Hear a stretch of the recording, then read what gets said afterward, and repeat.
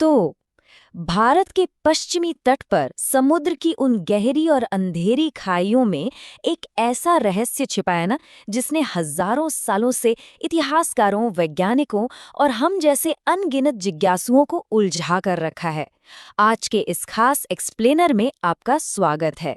देखिए, आज हम एक ऐसे विषय की गहराई में उतरने वाले हैं जो इतिहास, धर्म और विज्ञान, इन तीनों के सरहदों को पार कर जाता है। एक ऐसा शहर जो कहते हैं कभी सोने की तरह चमकता था और फिर अचानक बिना किसी चेतावनी के हमेशा के लिए लहरों के नीचे गायब हो गया। जी हाँ, हम बात कर रहे हैं द्वारका की।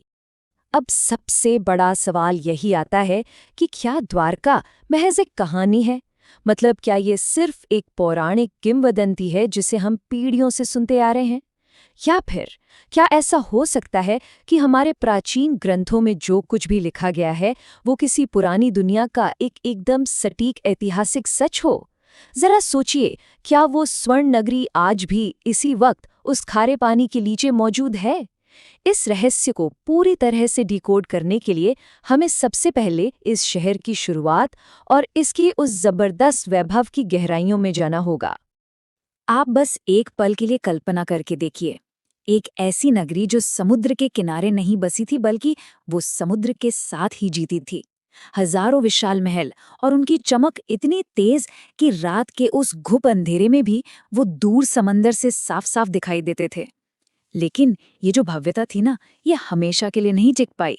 एक पल में ये शहर अपने बिल्कुल चरम पर था, हर तरफ रौनक थी, और अगले ही पल एक ऐसी भयानक त्रासदी आई जिसने इसे पूरी तरह से समंदर के हवाले कर दिया। खैर, इस पूरी कहानी की शुरुआत होती है मथुरा से, जहां कृष्ण और उनका यादव वंश रहता था। लेकिन उस वक्त ना राजा जरासंध मथुरा पर बार बार विनाशकारी हमले कर रहा था, जिसकी वजह से वो जगह अब सुरक्षित नहीं रह गई थी। तो अपने लोगों की जान बचाने के लिए कृष्ण ने एक ऐसी जगह की तलाश शुरू की जहां कोई भी दुश्मन कभी पहुंच ही ना सके। पुराणों में बताया गया है कि इसके लिए उन्होंने सीधे समुद्र देव से भूमि मांगी और पश्चिमी तट पर उन्हें वो जगह मिल भी गई जहां देवताओं के आर्किटेक्ट यानी विश्वकर्मा जी ने एक बिल्कुल अभेद्य और जादुई शहर का निर्माण किया, और इसी शहर को नाम दिया गया द्वारका। अब अगर आप महाभारत और भागवत पुराण पढ़ेंगे तो वहां इस शहर का जो वैभव बताया गया है वो सच में आपके होश उड़ा देगा। देखिए, द्वारका कोई ऐसा वैसा साधारण शहर नहीं था। इसमें अनगिनत विशाल महल थे, और कहा तो ये भी जाता है कि घरों की दीवारों में कीमती रत्न जड़े हुए थे। सोचिए, सूरज और चांद की रोशनी में वो घर कैसे जगमगाते होंगे। सड़कें बिल्कुल चौड़ी और एकदम सुनियोजित थीं। सच कहूं तो ये सिर्फ एक राजधानी नहीं थी, ये शक्ति, अपार दौलत और रहस्य का एक ऐसा केंद्र था जिसकी रोशनी से रात में समंदर की लहरें तक रोशन हो जाया करती थीं। लेकिन इतनी चकाचौंध और भव्यता के बावजूद द्वारका का जो अंत हुआ ना, वो बेहद दर्दनाक था। देखिए, महाभारत का वो महान युद्ध तो खत्म हो चुका था, लेकिन असली विनाश का आना अभी बाकी था। वो यादव वंश, जिसे कभी अजेय और दुनिया का सबसे शक्तिशाली वंश माना जाता था, वो अब आपसी कलह का शिकार होने लगा था। हमारे ग्रंथों में ये साफ तौर पर लिखा है कि एक भयंकर श्राप की वजह से यादव आपस में ही लड़ पड़े। इस आपसी संघर्ष ने उस शक्तिशाली साम्राज्य को अंदर से बिल्कुल खोखला कर दिया, और बस यहीं से शुरू हो गई द्वारका के पतन की उल्टी गिनती। और फिर आखिरकार वो दिन आ ही गया जब कृष्ण ने इस पृथ्वी को छोड़ दिया। उनके जाने के ठीक बाद क्या हुआ, इसका एक बहुत ही खौफनाक वर्णन महाभारत के प्राचीन पन्नों में दर्ज है। वहां स्पष्ट रूप से लिखा है, समुद्र ने द्वारका को अपने अंदर समा लिया। बताया जाता है कि समंदर का जल स्तर अचानक और बहुत ही तेजी से बढ़ने लगा। विशाल लहरें शहर की तरफ बेतहाशा बढ़ीं और देखते ही देखते हजारों महलों वाली वो शानदार स्वर्ण नगरी हमेशा हमेशा के लिए उस नीले पानी के नीचे गायब हो गई। अब इस पॉइंट पर आकर ना एक बहुत ही बड़ा सवाल हमारे सामने खड़ा होता है। क्या समुंदर का इस शहर को यूं निगल लेना महज एक प्रतीकात्मक कहानी है? मेरा मतलब है, क्या ये सिर्फ एक रूपक है जो एक पूरे युग के खत्म होने को दर्शा रहा है, या फिर क्या ये प्राचीन ग्रंथ सच में किसी बहुत बड़ी ऐतिहासिक आपदा का दस्तावेजीकरण कर रहे हैं, जैसे कि कोई भयानक सुनामी या अचानक से आया कोई जलप्रलय? देखिए, सदियों तक तो ये सवाल सिर्फ दार्शनिकों और पुजारियों तक ही सीमित रहा, लेकिन फिर इस रहस्य में एंट्री होती है हमारे आधुनिक विज्ञान की। तो हुआ यूं कि 20वीं सदी में इस रहस्य ने पूरी दुनिया का ध्यान अपनी ओर खींच लिया। भारत के समुद्री पुरातत्व विभाग ने गुजरात के तट के पास ठीक उसी जगह खोज शुरू की जहां द्वारका के होने का अंदेशा था। और जब गोताखोर उस समंदर की गहराई में उतरे तो उन्हें वहां कुछ ऐसा मिला जिसने सबके होश उड़ा दिए। उन्हें पानी के नीचे विशाल पत्थर, दीवारें और प्राचीन जहाज़ों के बड़े बड़े लंगर मिले। और जब उन्होंने एडवांस सोनार तकनीक का इस्तेमाल किया ना, तो नीचे एक बहुत बड़े इलाके में फैले हुए किसी प्राचीन शहर जैसी साफ संरचनाएं दिखाई दी। मतलब विज्ञान अब उस जगह पहुंच गया था जहां पहले सिर्फ और सिर्फ कहानियां हुआ करती थी। लेकिन देखिए, विज्ञान की भी अपनी कुछ सीमाएं होती हैं, और जहां विज्ञान की हद खत्म होती है ना, वहां से कुछ और ही शुरू होता है। इन साइंटिफिक खोजों के अलावा द्वारका के आसपास का जो समंदर है, वो अपने अंदर एक अलग ही तरह का रहस्य समेटे हुए है।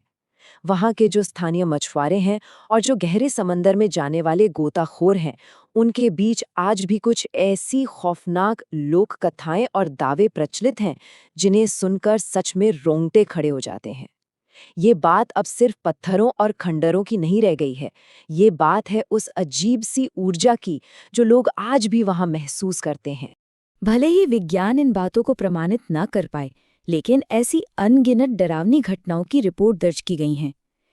पता है, कई मछुआरों का तो सीधा दावा है कि रात के उस घने सन्नाटे में उन्हें समंदर की गहराई से मंदिर की घंटियों की एकदम साफ आवाजें सुनाई देती हैं। कुछ ने गहरे पानी के नीचे एक अजीब सी चमकती हुई रोशनी देखने की बात कही है। और शायद सबसे डरावना अनुभव तो उन गोताखोरों का है जो नीचे उन खंडरों के पास तक गए हैं। वो बताते हैं कि पानी के नीचे उन्हें लगातार ऐसा महसूस होता है जैसे कोई अदृश्य शक्ति उन्हें घूर रही हो, जैसे वो प्राचीन शहर आज भी किसी न किसी रूप में वहां जीवित हो। तो आज के समय में ये पूरा का पूरा विषय दो बिल्कुल अलग अलग दृष्टिकोणों के बीच खड़ा है।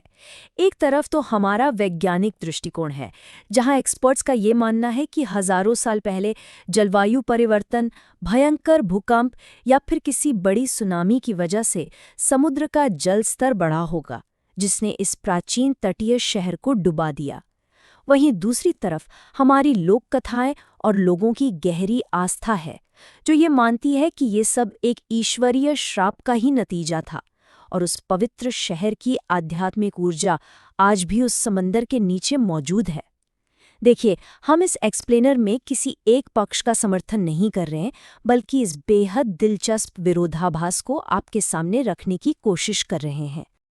अब इन सारे तथ्यों, उन प्राचीन ग्रंथों, वैज्ञानिक सोनार की रिपोर्ट्स और स्थानीय लोगों के दावों को देखने के बाद एक बहुत ही लाजिमी सा सवाल उभर कर सामने आता है।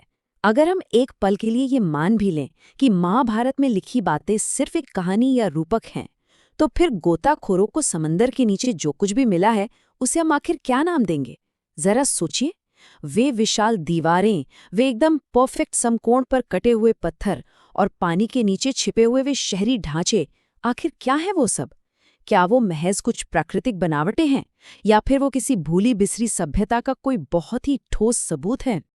और बिल्कुल यहीं पर आकर हमारा ये विश्लेषण एक ऐसे मोड़ पर पहुंच जाता है जो हमें गहराई से सोचने पर मजबूर कर देता है। द्वारिका एक ऐसा रहस्य है जिसे इतिहास, धर्म और आधुनिक विज्ञान, इन तीनों के धागों से बड़ी ही बारीकी से बुना गया है। और आज भी इसके कई अनसुलझे रहस्य उस गहरे, खारे पानी के नीचे पूरी तरह से सुरक्षित हैं। तो आप ही बताइए, क्या भगवान कृष्ण की उस स्वर्ण नगरी की पूरी सच्चाई कभी दुनिया के सामने आ पाएगी? या फिर वो सच आज भी और हमेशा के लिए समंदर की उन सबसे गहरी और अंधेरी खाइयों में ही दफन रहेगा? सिर्फ उन उठती लहरों और रहस्यमयी घंटियों की आवाज़ों के बीच। ये एक ऐसा रहस्य है जो यकीनन हमें आगे भी ऐसे ही सवालों की गहराई में उतरने के लिए मजबूर करता